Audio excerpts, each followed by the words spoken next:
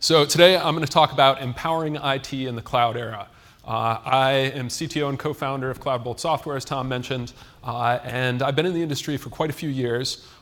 So the first thing I plan to do before talking about empowering IT is I want to talk about the past 30 years of IT history, as well as the current state of IT, some of the problems that are plaguing IT, all in under 3 minutes before I talk a little bit more about CloudBolt. So the 90s were characterized by a massive proliferation in the number of servers as we moved to web-based architecture. We just needed more and more servers. Moving into the aughts, virtualization came into its own, and large numbers of environments were virtualized. And the number of operating system instances out there exploded even further. Along with that, a desire to automate the operation of those instances came into being. So we had DevOps and data center automation in that era as well. Moving forward into the 2010s, IT's focus turned away from the virtual machine and the operating system instances toward the unit that actually provides business value, which is the application. Each of these eras was plagued by a few of the same problems. Vendor lock-in, for one, also by lack of empowerment of end users, and also the fact that previous generations of technology never really go away. So large IT organizations are stuck managing multiple generations of technology all at the same time. We can see evidence of the multiple generations sticking around a long time in the slower than expected move to public cloud. So if you were to talk to an industry analyst or VC 8 years ago or so, they would have told you everything's moving to public cloud and the private data center is going to be extinct within a few years. Today, only 26% of workloads have moved to public cloud. A lot of our customers tell us all the time that they can run workloads cheaper, more efficiently, and with better performance in their own data centers than they can in public cloud. Public cloud's still a very important tool, but the private data center isn't going away for them anytime soon. So when listening to analysts, it's important to keep the immortal words of Flavor Flav in mind. Don't believe the hype. Public cloud is still very important, as is Public Enemy, but it won't displace the private data center anytime soon. Let's turn to public cloud for a moment, though, and think about that. In 2008, a writer named Larry Dignan said that Amazon is going to be like a bookstore that sells cocaine out the back door. Point is that its retail arm is just a front. They're not even making money off their retail arm. It's a front for their real business, which is selling cloud computing services. If they're cocaine, I don't know what the other two are, but they're all trying to get you hooked. But large organizations don't want to be tied to any one cloud. These all have their very useful purposes and their strengths and their weaknesses. You want to use the right tool for the right job. So you want to be able to use multiple different clouds and have multi-cloud. As discussed before, you want hybrid cloud as well. So you want hybrid cloud and multi-cloud. Having all these technologies brings some challenges, though. These are just a few of your myriad problems in your IT organizations. But they all come from the same place, that introducing new technology introduces unknowns, challenges, and risks that aren't really understood or discussed until you bring those technologies in and you run headlong into them. So if they have a common problem or a common cause, is there a common solution we can look for here as well? And what would that solution look like? So today I'm proposing that the new guiding principle of IT should be self-service. This is not a new concept. The idea of utility computing was talked about a lot in the 1980s, that you could turn on and off computing capacity at demand and empower end users with that. And it's a lot of what public cloud is based on too, but you want to have that without the lock-in and in a way that you can curate the experience.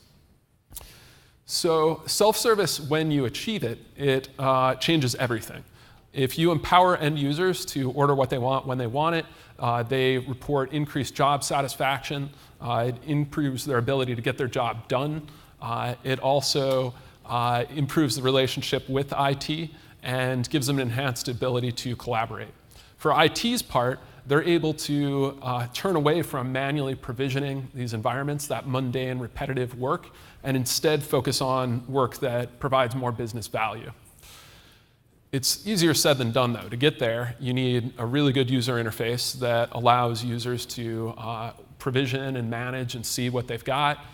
You need security controls baked in. You need support for a huge range of technologies that you've got in your environments. And you need infinite extensibility as well, because no system is going to cover everything you need to do. So thinking about this better path and the attributes of this kind of system is what led my co-founder Augie and I to start CloudBolt 8 years ago. CloudBolt is changing the way that users interact with IT in large organizations, and it's empowering them with this self-service. It's making hybrid cloud tangible, giving an actual user interface to hybrid and multi-cloud. It's a single pane of glass that our customers install on-prem in a few minutes in their own data centers, connects to their systems, discovers what they have, and enables them to provision more of those resources in both public cloud, their private data center, for containers, virtualization, or physical servers. It also enables them to automate things by calling into the REST API of the product to drive it from their CI/CD systems and other automated systems. Next, I'll show a few screenshots of the product so you can see what it looks like. This is the catalog of CloudBolt, where end users can go and simply order applications. These can be large, complex apps that can be deployed to multiple different environments. The end users don't need to worry about what's behind the scenes or what technology is used, whether it's going to Azure or AWS. They just know that they need 10 servers for 2 weeks, or they need a Hadoop cluster for a few hours. Continuing forward, here's what ordering one of the applications look like. You can make this process as simple as zero touch and have users be able to order extremely complicated multi-tier apps with 50 nodes in just one click, or you can make it more flexible depending on the user and the group and give them more options for deployment. But CloudBolt's not just for deploying new resources. It's also for managing existing ones and discovering what you've already got out there and seeing the costs that you're incurring. For individual servers, across entire organizations, and also for each of your public cloud accounts.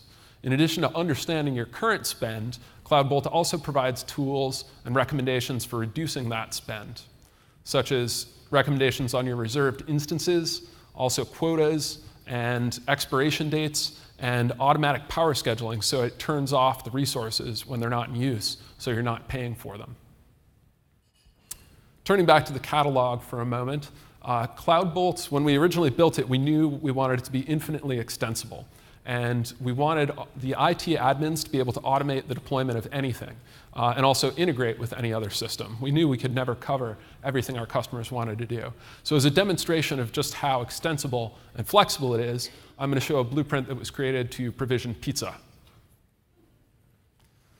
This is ordering pizza, and even though we didn't design CloudBolt for this use case, the order form looks pretty natural for ordering food or pizza here. And after you click Submit, you can follow the order as it's prepared and put into the oven. CloudBolt all this time is making API calls into the Domino's API for this. As it is in the oven and then in the routing station, and then as it's on the way for delivery, looks like with Lauren as the driver. And then eventually when it's delivered. So the point is not pizza. The point is that IT admins can enable their end users with a system like this to order and provision and control anything at all. So the guiding principle of, oh, you must be Lauren. Do you have my tip? GDIT's got that, I think. Thanks, Lauren. All right. Anyhow, self-service is the new guiding principle for IT, and I encourage you to check out cloudbolt.io if you want to learn more, or stop by our booth if you'd like a slice of pizza or see a live demo. Thanks, everyone.